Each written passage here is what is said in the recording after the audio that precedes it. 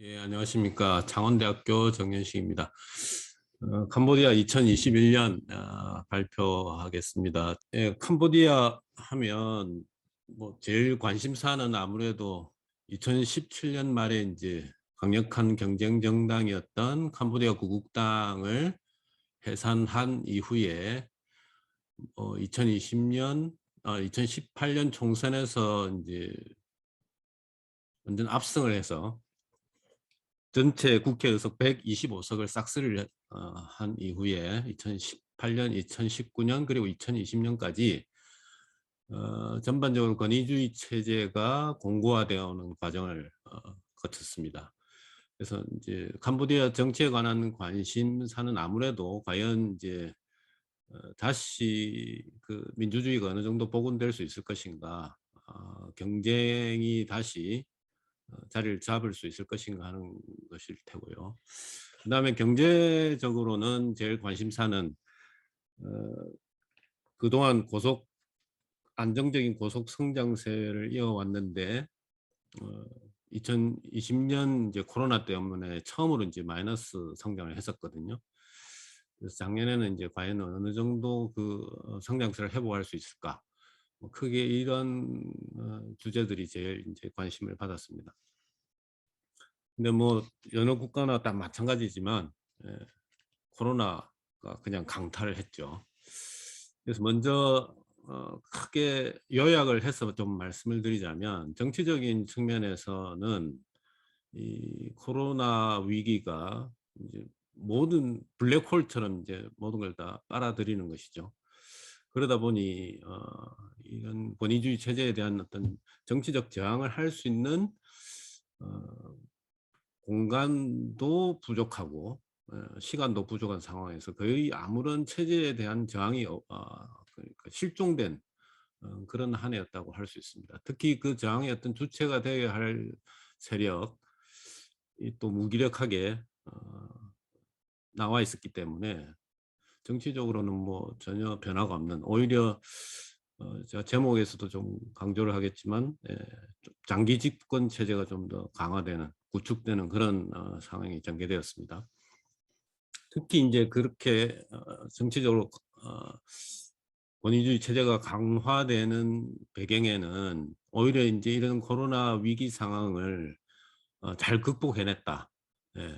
그런 성과가 또 정부의 어떤 정당성을 부여하는 그런 효과를 낳았다고도 할 수 있습니다. 특히 어, 역내 어떤 국가보다도 빠른 속도로 백신 접종을 완료한 그런 성과가 특히 이제 최대 성과로 꼽히고 있습니다.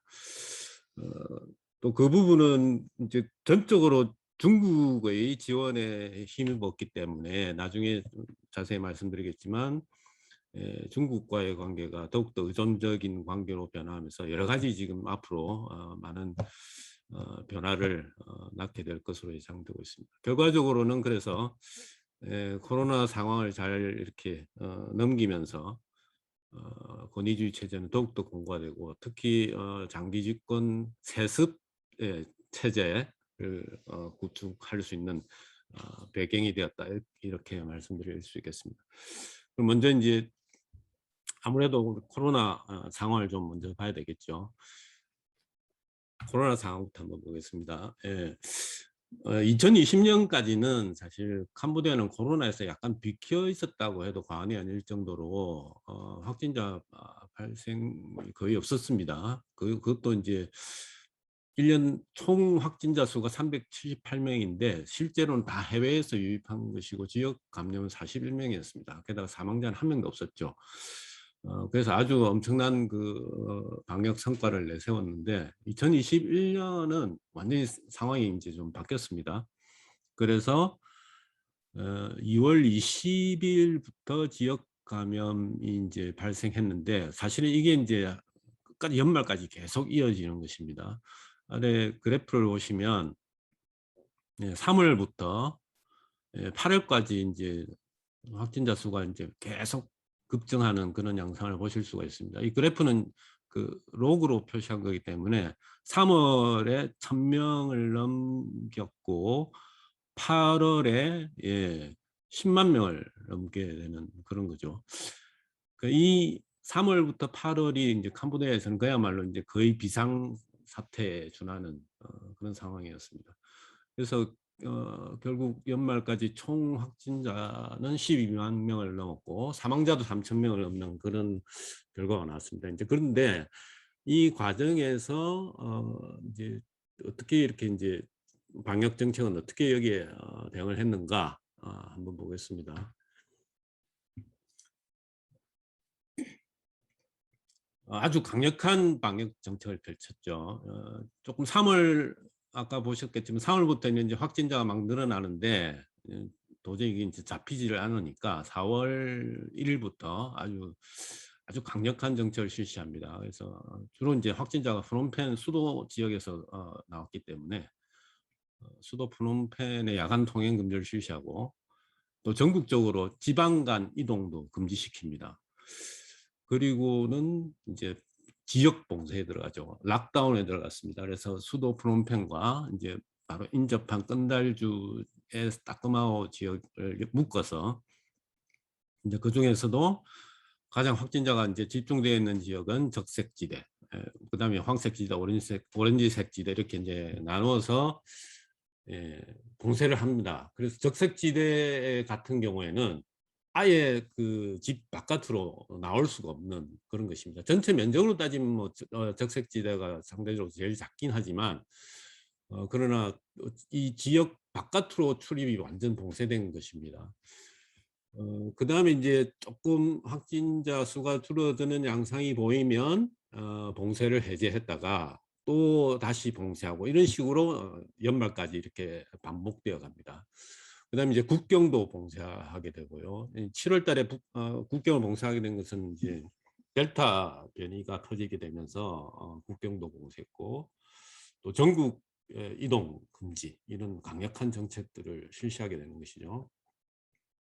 9월에는 우리의 뭐 추석과 유사한 붓준번 명절도 아예 아무런 행사를 못하게 하고 이게 보통 한 열흘 정도씩 하는 명절인데요. 그것도 금지시키고 10월 달에는 뭐 다들 잘 아시겠지만 제일 유명한 물축제죠. 이것도 취소했습니다. 그러니까 이제 할 수 있는 모든 강력한 정책을 다 동원해서 막은 결과가 앞서 보셨듯이 연말에 이제 확진자가 12만 명, 사망자가 3천 명 살짝 넘는 수준으로 막은 것입니다. 사진을 좀 준비했는데 한번 보시겠습니다. 이게 이제 봉쇄 지역 바깥으로 못 나오게 이제 막고 있는 것이죠. 주민들이 이제 나오려고 하는데 다 차단돼서 다시 돌아가는 것입니다. 근데 이제 이런 강력한 정책을 할 수밖에 없었던 것은 다른 저발전 국가 다 사정이 마찬가지지만 보건 의료 인프라가 정말 열악하죠. 병상수가 절대적으로 부족합니다. 의료 인력도 그렇고. 그러니까 이게 어느 정도 일정 수준 이상 이제 넘어가면 거의 뭐 대응이 불가능한 그런 상황이 되는 것입니다. 그리고 실제로 전체 확진자의 80% 이상이 사실은 이제 자가 치료 겸 격리 뭐 이런 식으로 대응을 했고요. 그래서 이 봉쇄 정책으로 인해서 어쨌든 코로나는 뭐 통제를 어느 정도 성공했다고 할 수 있겠습니다. 예, 이제 뭐 여러 가지 증명서를 보여주면서 나가게 해달라고 하는 건데 사실 뭐 어쨌든 이 지역 바깥으로는 출입이 완전히 통제되는 것이죠. 그래서 이제 프놈펜 시내는 이런 모습이 됩니다. 여기 이제 독립기념탑 앞인데 시내 이제 중심가죠. 뭐 저기 오토바이가 한 대가 지나가고는 있지만 그야말로 도시가 완전히 봉쇄되어서 차단되는 그런 강력한 정책을 펼쳤습니다. 그러면 이제 뭐 좀 문제가 되는 게 여러 가지 불만이 나올 수가 있겠죠. 일단 그 불만을 좀 누그러뜨려야 되는데 제일 기본적으로는 봉쇄 지역 내 특히 적색지대 내에 이제 기본적으로 식량을 포함해서 생필품도 공급해야 되겠고 그로 인해 피해가 발생한 뭐 여러 가지 기업이라든지 자영업자들에 대해서는 또 손실을 보전해야 하는, 그러니까 사실 행정적으로 재정적으로 상당한 어떤 역량을 요구하는 그런 정책이기도 합니다. 불가피하게 강력한 정책을 실시했고 또 거기에 따라서 최소한에 필요한 정부의 지원이 있었습니다. 그래서 지원 정책을 한번 잠시 보자면, 적색지대, 특히 봉쇄지역 내에 적색지대는 기본적으로 식량과 생필품도 지원하고, 그 다음에 모든 이 봉쇄지역 내 가구당 가족 수에 따라서 40달러에서 75달러 를 지원했습니다. 그 다음에 이 봉쇄로 인해서 이제 잠정적인 일시적 실직자들도 많이 발생을 하게 되거든요. 그렇게 된 경우에는 또 70달러가 지원되는데, 이건 이미 이 봉쇄와 관계없이 계속 2020년부터 행해왔던 그런 정책입니다. 코로나 정책에 의해서 그 실직이 발생하는 경우 정부에서 40달러를 지원하고 고용이 되어 있는 기업에서 30달러를 지원하는 방식으로 월 70달러를 실직자에게 지원해 왔습니다. 그게 2021년 연말까지 계속됩니다. 그리고 그와 더불어서 취약계층, 빈곤층에 대해서도 가구당 이렇게 30달러에서 100달러까지 가족수에 따라서 지원하는 그런 정책을 펼쳤습니다. 그래서 2020년부터 연말까지 취약계층에 지원된 예산만 5억 달러로 이렇게 집계가 됐는데, 5억 달러면 한 5천억 원 정도 되니까 사실 우리 기준에서 보면 큰 돈이 아니라고도 생각할 수 있는데, 캄보디아 예산이 1년 예산이 70억 달러 정도거든요. 그러니까 사실 어마어마한 경비가 예산이 쪽으로 이제 지원이 된 것이죠. 이건 취약계층 지원금 5억 달러를 이렇게 집계돼 나왔습니다. 그 외에도 뭐 앞서 이야기했던 실직자에 대한 지원, 봉쇄 지역에 대한 지원, 그래서 엄청난 예산이 이제 소요가 되었습니다. 그래서 결국 예산 조정을 하지 않을 수가 없었죠. 그래서 부처 예산을 전부 재조정해서 각 부처마다 예산 최소 50%를 삭감하는 그런 조치를 취했습니다.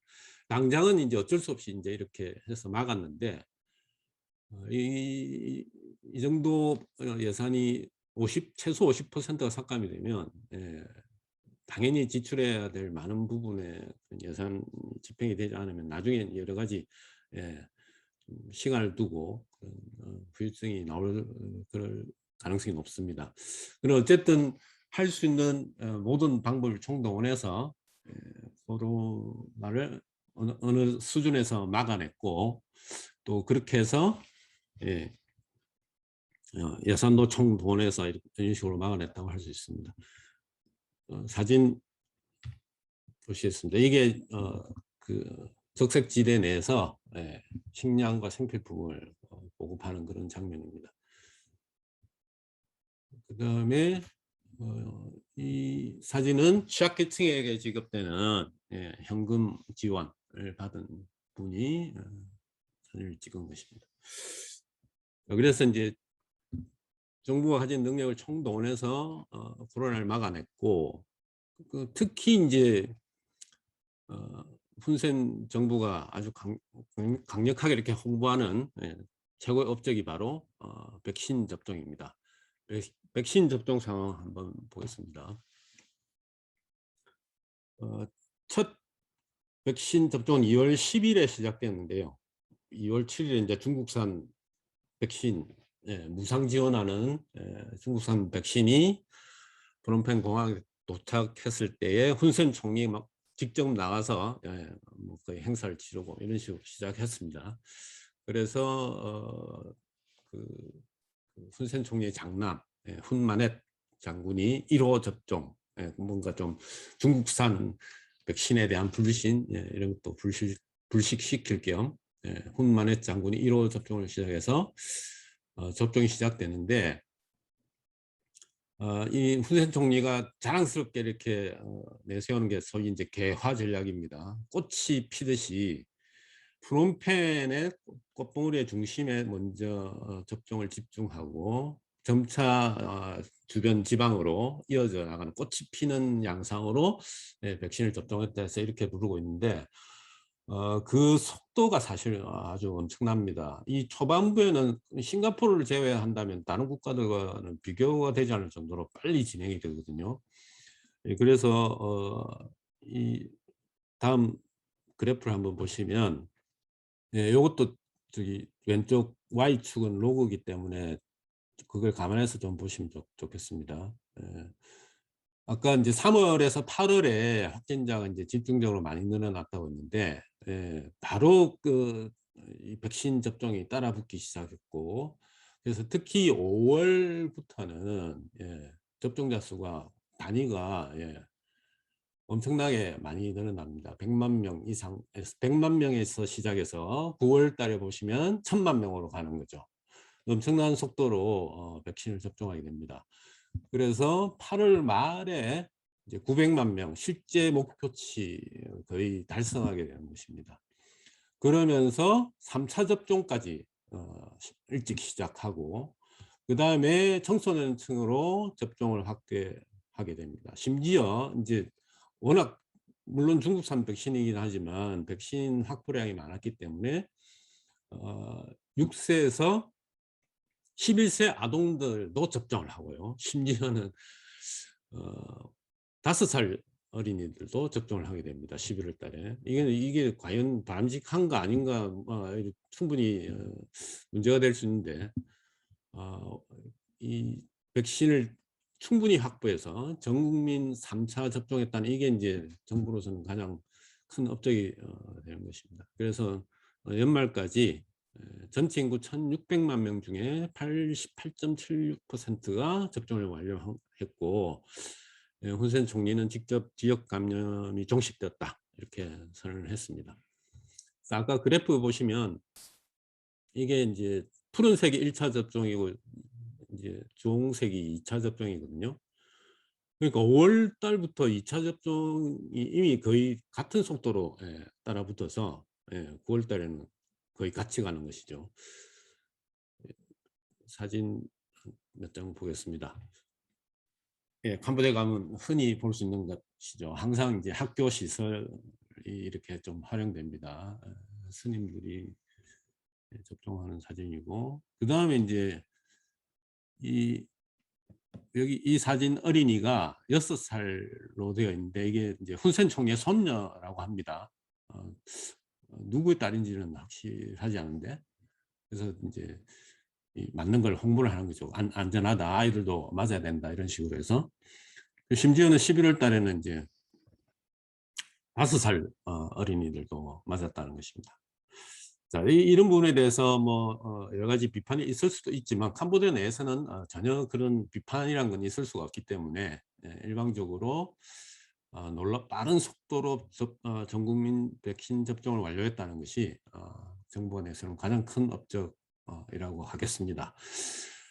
이제 한편 이제 전형적인 우리 그 권위주의 체제에 대한 체제 유지를 위해서 즐겨 쓰는 이제 가장 익숙한 방법이 바로 사법 체계를 동원해서 행하는 폭력입니다. 이게 이제 그래서 아주 정교한 권위주의 체제다 뭐 이렇게도 이야기를 하죠.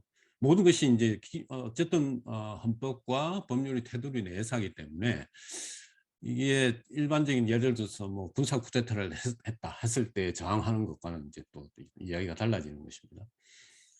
그래서 뭐 몇 가지 사례를 제가 여기 뽑았는데, 캄보디아 구국당이 이끄는 삼낭시를 포함한 60명에 대해 내란 음모죄 공판이 있었고 징역이 최소 20년에서 22년을 선고했습니다.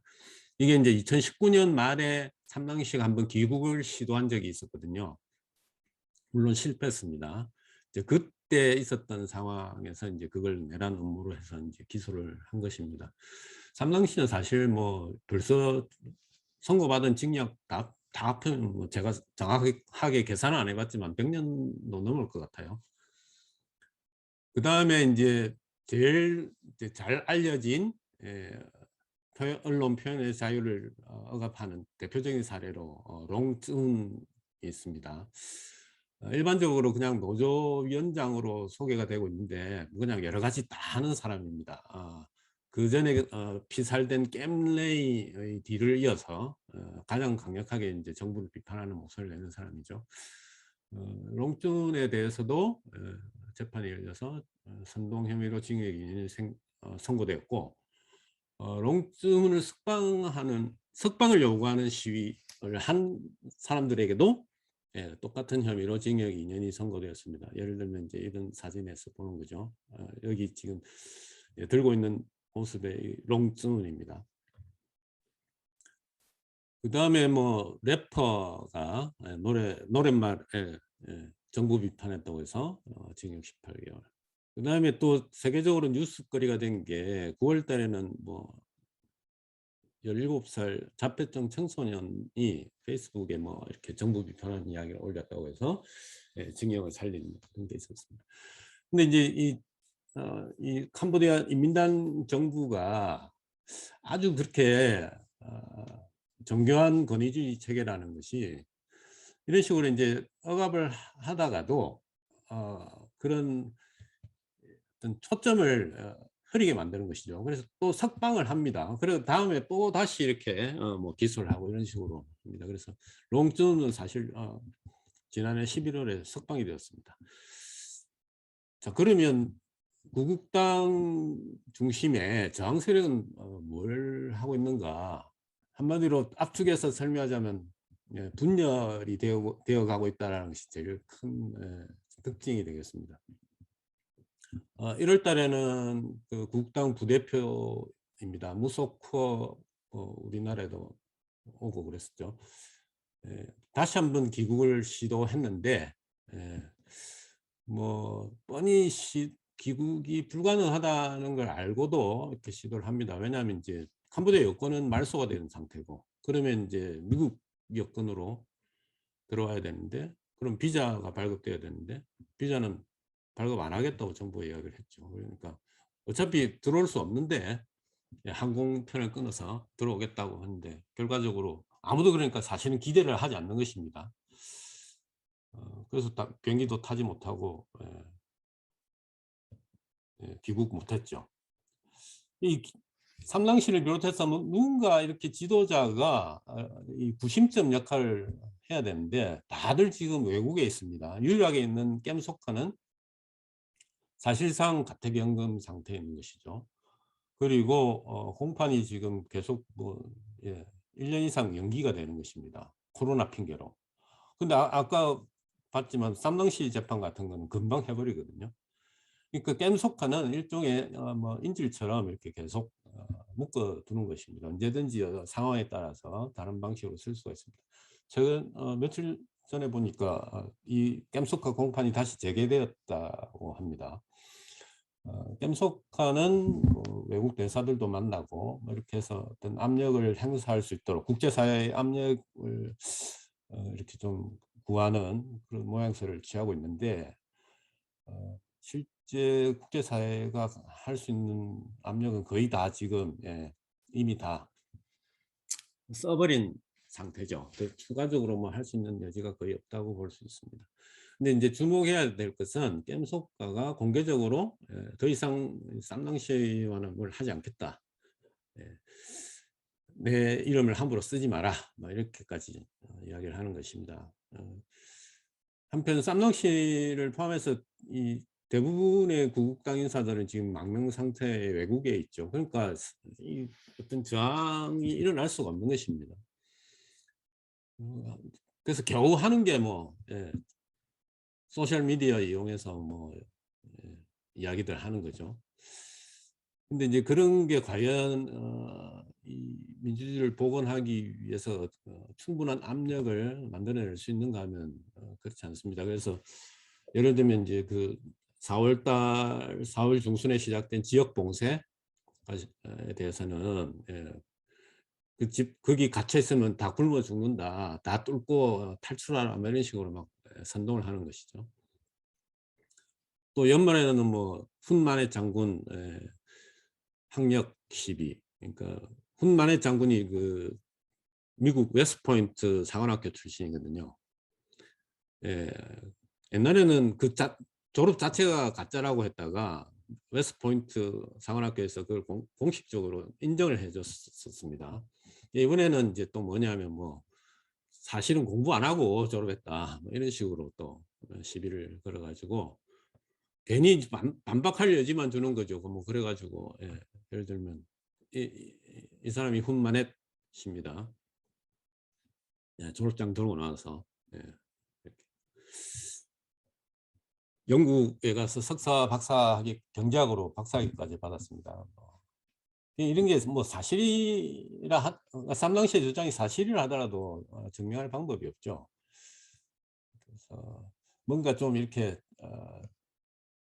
야당 지도자로서 이 체제에 도전하기에는 좀 무게감이 떨어지는 그런 수준의 활동에 그쳤습니다.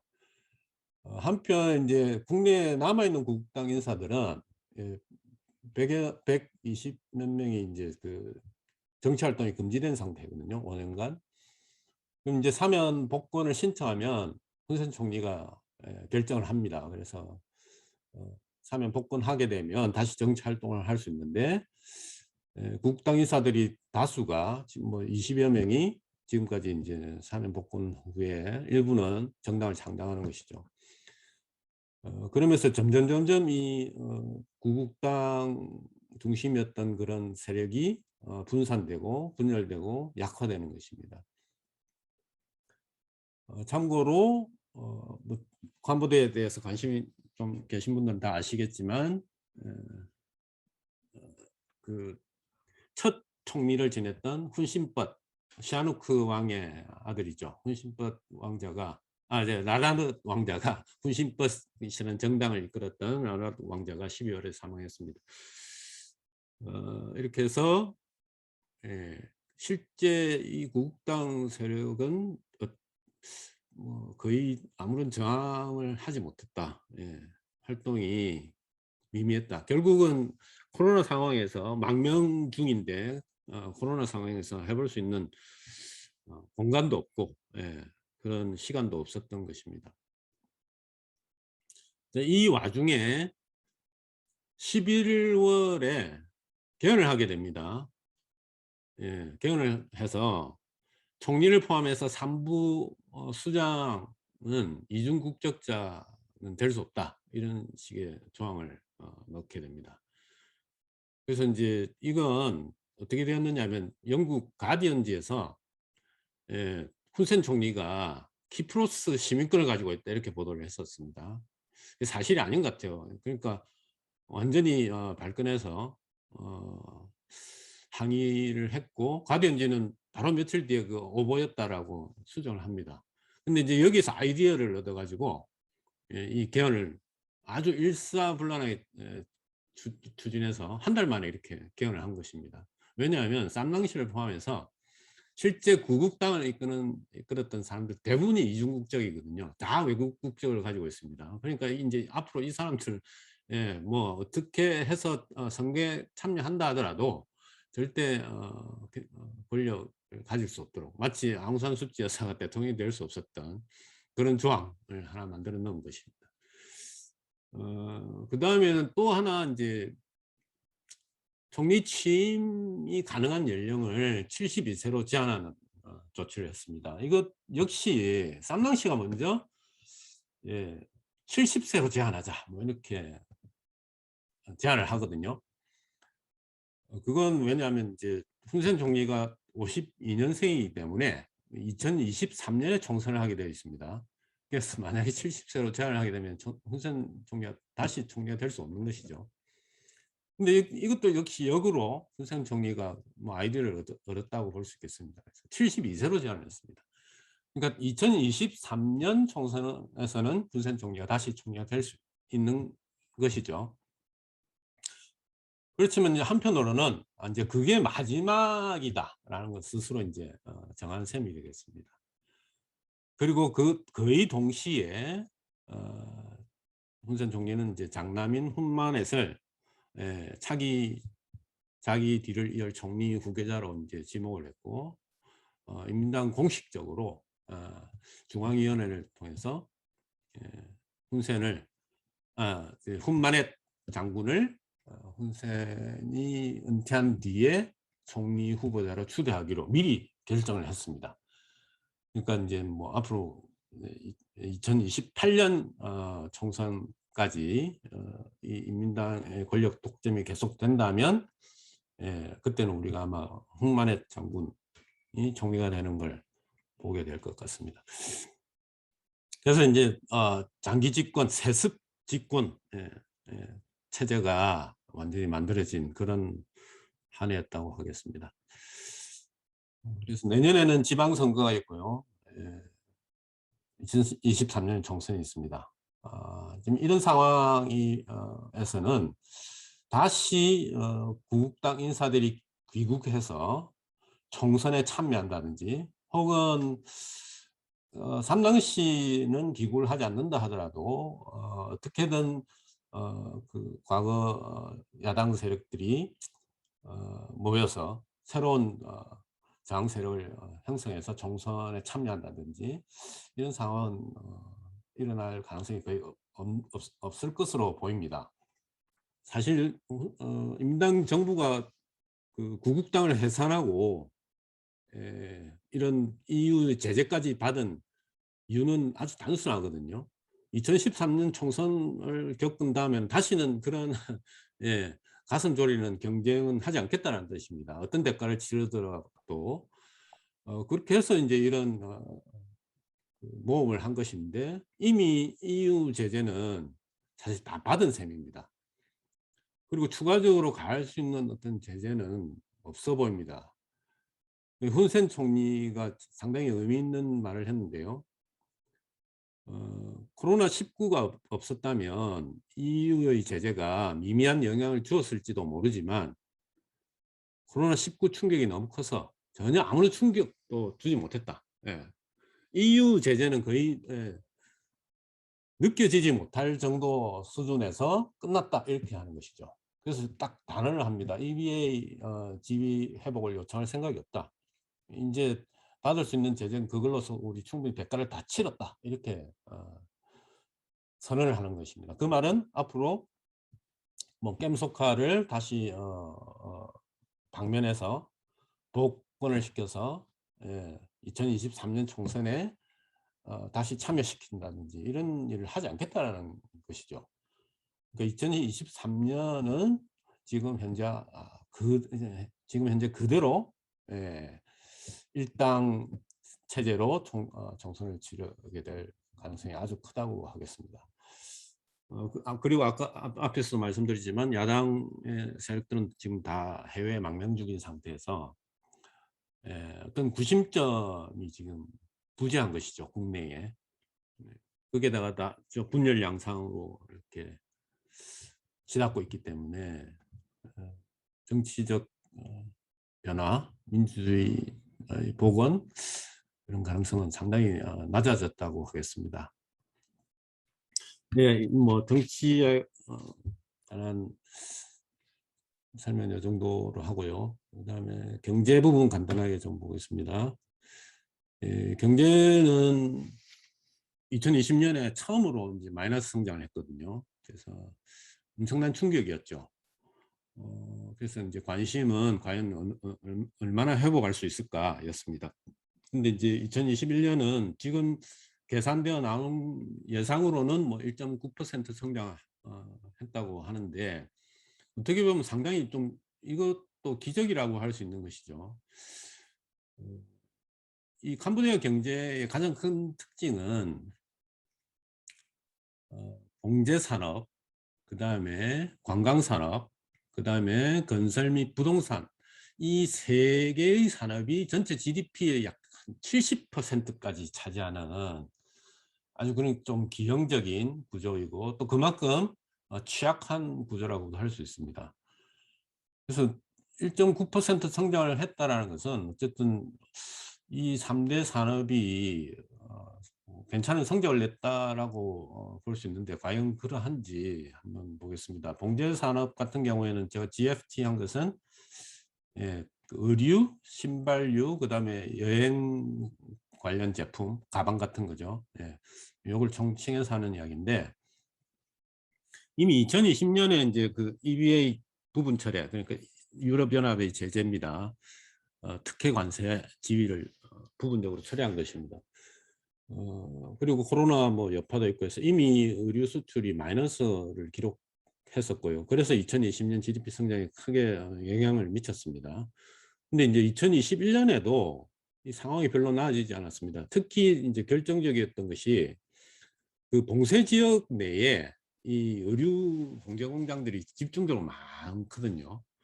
예, 그래서 상반기 봉쇄가 많이 있었던 상반기만 보면 의류 수출이 전년도 대비 마이너스 50% 이렇게 그야말로 최악의 상황이었습니다. 근데 하반기에는 어쨌든 뭐 수출을 회복해서 2020년 수준으로 갔다라는 것이죠. 2020년 수준으로 갔다는 것은 2019년에 수출에도 못 미쳤다는 이야기 되겠습니다. 약간 좀 캄보디아 경제 전체적으로는 그나마 좀 다행이라는 것은 이 봉제 산업에 대한 제조업 중에서는 봉제 산업이 거의 뭐 독보적이었는데 봉제 산업 외에 기타 제조업이 상당히 이제 성장세가 두드러져서 특히 자전거, 예, 자전거 산업이 지금 급속도로 성장을 하고 있습니다. 그래서 그나마 뭐 수출에 좀 기여를 했다라고 할 수 있습니다. 봉제 산업은 어쨌든 회복을 제대로 하지 못했다라고 말씀드릴 수가 있겠고, 그 다음 관광 산업 보겠습니다. 관광 산업은 예, 2019년 기준으로는 GDP 18.77%인데 이미 2020년부터 이제 관광객은 막 끊겼죠. 특히 뭐 중국 관광객들이 거의 사라지면서 예, 마이너스 성장을 했는데 2021년에는 거기에서 더 이렇게 감소를 하게 됩니다. 그래서 예를 들면 뭐 시엠립 공항은 전기 항공편 거의 100%다 취소된 거죠. 공항이 그냥 텅 빈 채 아무도 없는 그런 상황이 된 것입니다. 뭐 관광산업 전체적으로는 3천여 개의 업체가 폐업을 했다고 합니다. 투자도 지금 당연히 그러니까 이제 줄게 되겠죠. 그러니까 관광산업도 지금 정확한 집계가 안 나와서 알 수는 없는데 회복을 하기가 쉽지 않았을 것입니다. 오히려 얼마나 더 마이너스가 되었는지가 관심사일 것 같습니다.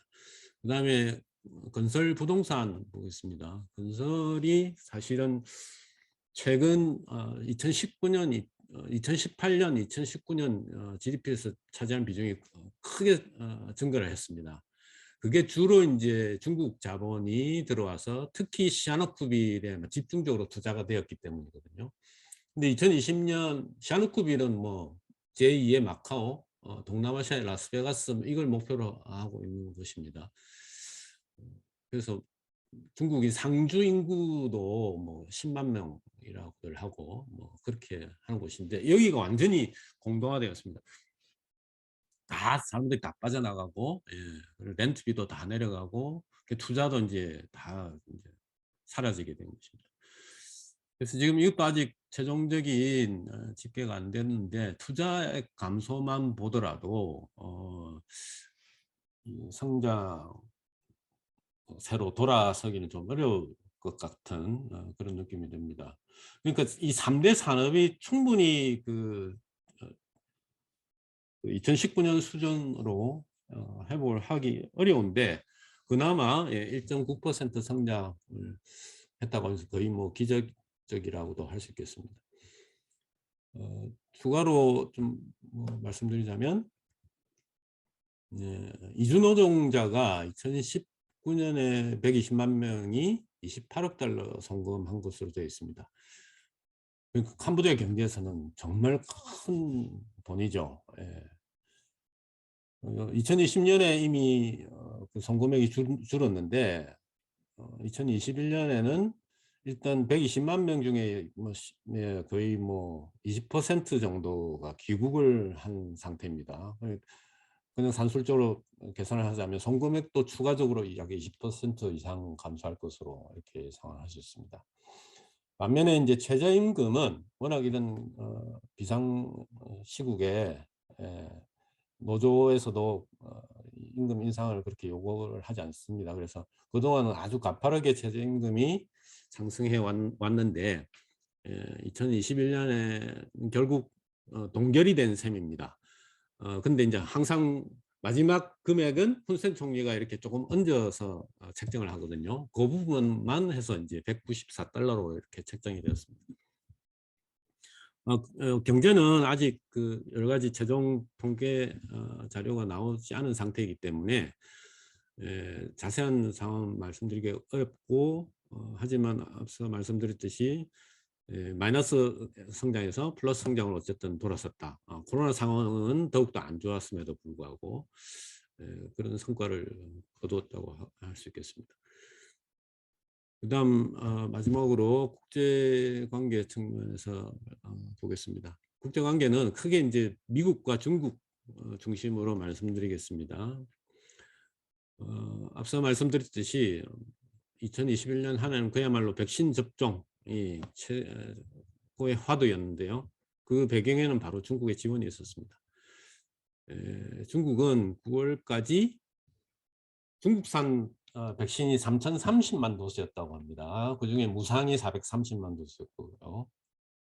이게 이제 계속 적기에 원활하게 계속 공급이 되었기 때문에 다른 시기간 내에 이렇게 전 국민 접종을 할 수 있었던 것이죠.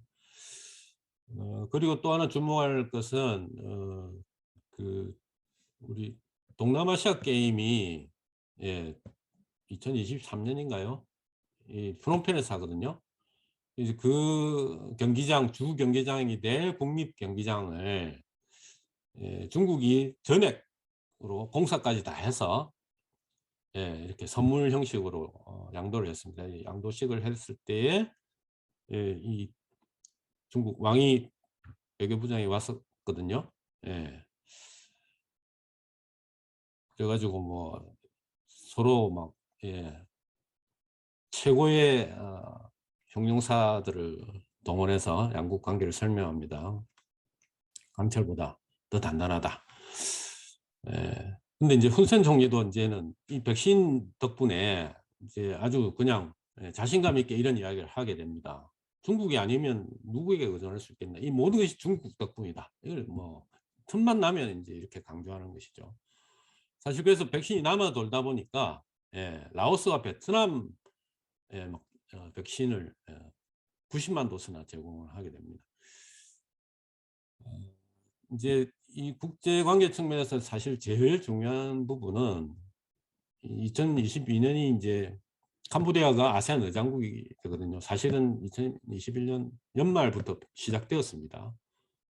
그래서 여기 지금 제가 만드는 데는 들어가 있지 않는데 PPT에는 없는데 이미 이 아세안 의장국으로서 우려되는 행보를 걷기 시작했죠. 훈센 총리가 미얀마에 가서 이 아세안 전체 아세안의 입장과 다른 친중국적인 행보를 지금 하면서 여러 가지 문제를 야기할 것으로 예상됩니다. 이게 이제 앞으로 계속될 것이라는 것이죠. 과연 중국의 영향력이 어느 정도 이 캄보디아를 둘러싼 국제관계에 영향을 미칠 것인가가 제일 큰 관심사가 되겠습니다. 이 사진도 보면 뭔가 잡혀 있는 듯한 느낌. 중국에게 의존하는 정도가 깊어질수록 사실은 빠져나오기도 그만큼 힘든 것이죠. 제일 지금 당장 가장 첨예하게 그 문제가 되는 것이 미국과의 관계라고 할 수 있습니다. 작년 연초에 그 셔먼 국무차관이 직접 방문을 했습니다. 그러니까 바이든 행정부 출범 이후에 처음으로 이제 이런 고위급 인사가 방문을 한 것인데 공개적으로 요구를 합니다. 독립적이고 균형 잡힌 외교를 하라고. 그러니까 지금 현재 그렇지 않다는 이야기죠. 이 친중국 일변도의 그런 정책 변화를 요구하는 것입니다. 특히 이제 쟁점이 되는 것이 바로 리엄 항만 기지인데 이건 시아누크빌에서 가까운 곳입니다. 이 지역에 원래는 이제 미국이 지원했던 그런 시설들이 있었는데 그걸 다 허물고 얼마 되지도 않았는데 예, 새로 이렇게 기지를 만들거든요. 건설을 합니다. 이게 계속해서 중국 해군 기지로 사용될 것이다 이런 의혹이 제기되었고 만약에 이제 그게 사실이라면 사실 지역 안보는 엄청난 위기에 빠지게 됩니다. 이게 출동 그 시간을 뭐 엄청나게 단축시키는 것이거든요. 극구 부인을 하고 있습니다. 하지만 계속되는 이런 이제 압박에 이 기지를 건설하는 비용은 중국에서 왔다라는 점은 시인을 하게 됩니다. 그래서 앞으로 이 부분 이미 이제 완공이 된 상태이기 때문에 과연 실제 중국 해군이 어떤 방식으로 여기에 올 것인지 캄보디아 측에서 누구나 사용할 수 있다라는 식으로 이야기를 하고 있습니다. 그러니까 일단 중국이 오더라도 누구나 사용하는 차원에서 온 것이다 뭐 이렇게 이야기를 할 텐데 과연 앞으로 어떻게 전개가 될지 여기가 이제 제일 큰 관심사가 되겠습니다. 한편 이제 미국은 그러면서도 예를 들면 셔먼 국무차관이 뭐 깸속타를 만납니다.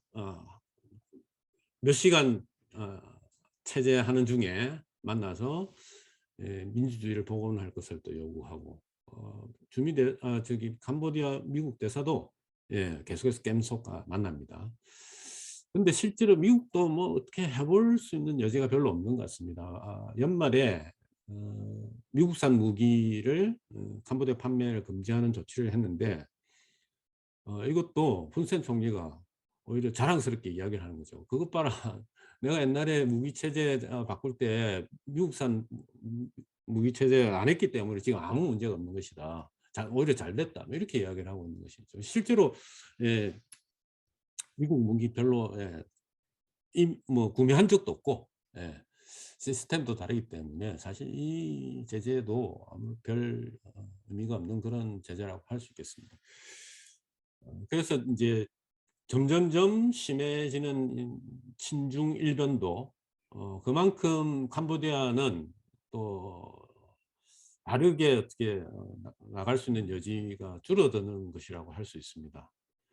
이런 상황에서 동남아시아 전체의 국제관계에 큰 영향을 받을 수가 밖에 없는 그런 상황인데 뭐 유럽이든지 미국이든지 어떤 형태로든 캄보디아에 압력을 행사할 수 있는 여력은 거의 없는 상태라고 하겠습니다. 그래서 국내 정치에까지 이어져서 인민당 정부의 권위주의 체제는 그냥 계속 강하게 유지될 가능성이 크다고 하겠습니다. 마지막으로 뭐 한국과의 관계 간단하게 말씀드리자면 한국 캄보디아 FTA가 체결되었습니다. 작년 10월 달에 최종 서명이 되었습니다. 그래서 영내 포괄적 경제 동반자 협정하고 막 더불어서 뭐 무역은 상당히 좀 활성화 될 것으로 예상이 됩니다만 사실 근데 교육 규모가 그렇게 크진 않습니다. 중국을 제외하자면 한국은 지금까지 누적 투자액에서 2위이고요. 또 캄보디아는 우리가 공여하는 대상 수원국 중에서는 공여은 베트남에 이어서 2위인 그런 상태에 있습니다. 근데 전반적으로 이 중국이 캄보디아는 이제 중국 쪽으로 너무너무 이렇게 기울어지면서 이 다른 부분들에 대한 여러 가지 뭐 발전 가능성 이런 것들이 상대적으로 축소가 되는 것입니다. 전반적으로 너무 중국에 빨려 들어가는 그런 양상이라고 하겠습니다.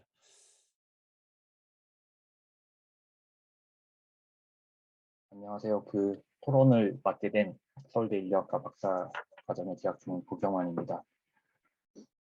뭐 발표 잘 들었고요. 뭐 저는 이제 이 발표 PPT뿐만 아니라 이제 한글로 쓰여진 발표문을 받았는데 작년 캄보디아에 대해서 잘 써주셔가지고 이해를 하는데 많은 도움이 됐고 사실은 학회에서 이제 2016년인가 17년부터 이제 이 국가 리뷰를 시작한 걸로 알고 있는데 아마 그때 처음 시작할 때부터 정현식 선생님께서 계속 캄보디아에 대해서 꾸준히 이제 리뷰를 써주셔가지고 캄보디아를 뭐 공부하는 사람들 입장에서는 사실 굉장히 많은 큰 도움을 얻고 있고 사실 국가 리뷰뿐만 아니라 총선이나 지방선거가 있고 나면 또 항상 또 리뷰를 써주시기 때문에 사실은 굉장히 많은 도움을 받고 있습니다. 그래서 감사하다는 말씀을 다시 드리겠고 오늘도 굉장히 작년에 있었던 일들에 대해서 설명을 잘 해주셔가지고 사실 제가 뭘 어떻게 뭐 토론을 하거나 그럴 때 좀 고민이 됐는데 항목별로 제가 좀 정리할 부분과 또 전망되는 부분에 대해서 좀 간단히 말씀을 드리고자 합니다. 첫 번째 이제 코로나 대응과 관련된 부분인데요. 그래서 사실 저도 그렇고 이제 많은 분들이 이제 캄보디아에서 이제 백신 접종이 시작됐지만은 많은 백신이 사실 중국에서 공여받은 뭐 시노백이나 시노팜 백신이었기 때문에 과연 그 효과가 있을까라고 좀 의문을 많이 가졌었고 그리고 현재 있는 사실 친구들도 좀 약간 불안해하는 사람들이 있었는데 사실 그래프를 보시면은 어느 정도 이제 효과가 있었다라고 이제 알 수가 있고 지금 보시면은 위에 부분이 이제 확진자 수고 아래 부분이 이제 그 사망자 수인데 이제 4월 5월 달에 이제 확진자 수가 이제 굉장히 많았지만은 사망자 수는 상대적으로 이제 적었는데 이때가 아마 델타 변이가 본격적으로 확산되기 전으로 알고 있습니다. 그래가지고 이제 그게 이제 델타 변이가 우세종이 되고 나서는 뭐 확진자 수와 사망자 수가 좀 어느 정도 이제 비례하는 모습을 보여주고 있고요. 그럼에도 불구하고 지금 이제 백신 접종이 늘어나면서 결국은 이제 확진자 수가 계속 감소하는 추세로 그래서 연말이 돼서는 이제 확진자가 굉장히 이제 감소된 추세로 끝이 났습니다. 그래가지고 생각보다 캄보디아 백신 접종률이 동남아 국가들 중에서는 굉장히 좀 높은 편이었고 그리고 처음 말씀드린 것처럼 우려와 달리 백신이 그래도 어느 정도 효과가 있었다. 물론 이제 백신만으로 해결된 것은 아니겠죠. 뭐 여러 가지 이제 지역 봉쇄라든가 사회적 거리두기가 어느 정도 효과를 미쳤다라고 볼 수가 있습니다. 근데 이제 한 가지 이제 우려되는 거는 연말쯤부터 캄보디아에서도 이제 그 오미크론 변이가 이제 확산이 되기 시작했는데요. 지금 이제 그래프들 같은 경우 보면은 최근 이제 뭐 작년 연말부터 그다음에 이제 올 초까지 해서 지금 이 그래프는 이제 그 전체 확진자를 대상으로 조사한 게 아니라 가지고 약간의 이제 왜곡이 있을 수는 있습니다만은 델타 변이의 어떠한 그 점유율이 굉장히 급격하게 감소하고 이제 오미크론 변이의 그 확산이 굉장히 가속화되고 있는데 이제 변이가 캄보디아 내에서 이제 우세종이 되는 그 기간에 대해서 오미크론이 이제 우세종 되는 기간이 뭐 다른 나라 사례도 그렇지만 굉장히 이제 빠르게 이루어지고 있기 때문에 과연 그러면은 사실 확진자 수도 작년 연말에서 다시 조금 증가하면서 올 초까지 그렇게 이제 추세가 보여주고 있는데 그러면은 이 오미크론이 이제 본격적으로 우세종이 되었을 때 과연 또 어떻게 대응을 해 나갈 것인가가 이제 사실 올해 2022년에 캄보디아의 좀 가장 큰 문제가 되겠고 사실 뭐 캄보디아뿐만 아니라 우리나라나 뭐 전 세계가 마찬가지라고 봅니다. 그래서 뉴스를 보니까 뭐 4차 접종까지도 지금 이제 준비를 하고 있는 뭐 소식들을 알 수가 있었고 이것이 아마 이제 가장 큰 관건이 될 것 같습니다. 정치 부분 같은 경우는 사실은 딱히 할 말이 없어요. 왜냐면은 뭐 이미 몇 년 동안 계속적으로 그런 그 CPP 그 이제 여당이 굉장히 어떤 권위주의적인 체제를 강화했기 때문에 뭐 사실은 올해 지방선거가 있고 또 이제 내년에는 총선이 있지만은 사실 뭐 결과에 대해서 의문을 가질 것도 없고 딱히 뭐 예상되는 변화도 없고 그래가지고 사실은 조금은 어떻게 보면은 전혀 이제 민주주의가 퇴행된 상황에서 캄보디아의 좀 정치적 변화를 기대할 수 없는 상황에서 좀 안타깝기도 하고 조금 이제 흥미가 떨어지는 부분도 있기도 합니다. 그래서 그 발표문 써주신 거 보면은 그런 표현이 있으셨던데 이제 백신으로 권위주의 체제를 면역했다라는 이제 문장을 써주셨는데 뭐 굉장히 좀 와닿는 점이 많았고 말씀해 주신 것처럼 사실 코로나가 굉장히 캄보디아 뭐 전반에 타격을 줬지만은 오히려 이제 정치적인 정당성을 강화하는데 역설적으로 사용되는 측면도 있어가지고 굉장히 좀 아이러니한 모습을 보였다라고 볼 수 있고 뭐 작년에 이제 가장 좀 정치적으로 이슈였던 거는 이제 총리 후계가 공식화되고 물론 여러 가지 제도적 또 변화들이 있었지만은 공식화됐는데 사실은 뭐 10년도 전부터 이제 뭐 제가 처음 캄보디아에서 필드를 할 때부터 이미 사람들이 이제 훈마네 장남이 훈마넷이 이제 뭐 다음 총리가 될 것이다라고 다들 이제 아름아름 얘기를 하고 있었던 것이고, 과연 그 훈센 총리가 언제 물러나고 언제 아들이 될 것이냐, 그 시기에만 사실 문제가 있었지.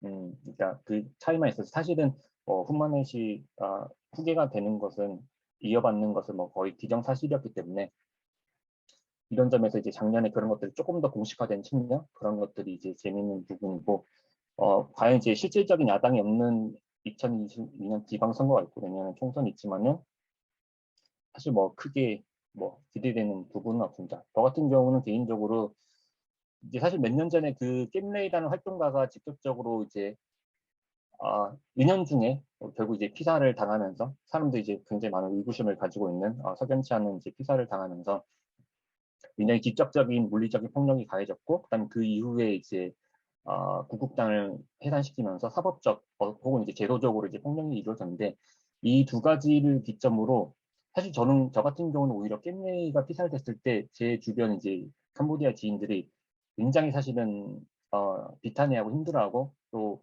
결정적으로 굉장히 무기력에 빠진 모습들을 많이 봤었는데, 사실 그때 그 사건들 이후로 사실은 굉장히 캄보디아에 대한 어떤 정치적 변화를 기대하기 힘들어지는 것이 아닌가라는 생각이 들었습니다. 그래서 딱히 뭐 지금도 오히려 어떤 새로운 변화의 모멘텀이나 그런 계기들이 보이지 않고, 오히려 그냥 이거는 개인적인 추측입니다만은 차라리 CPP 내부에서 무슨 내부 분열이 권력 다툼이나 내부 분열이 일어나지 않는 이상은 사실은 어떤 변화도 좀 기대하기 힘들지 않을까, 그런 생각을 하고 있습니다. 그래서 이거 보면은 그 이제 프리덤 하우스에서 발표하는 자유지수인데, 사실 이게 2017년부터 원래도 낮은 지수였는데 굉장히 매년 더 낮아지고 있습니다. 그래서 굉장히 좀 캄보디아 상황, 정치적 상황에 대해서는 좀 암울한 전망을 내리고 있고, 경제 부분 같은 경우는 잘 설명해 주셨는데, 이제 캄보디아에서 가장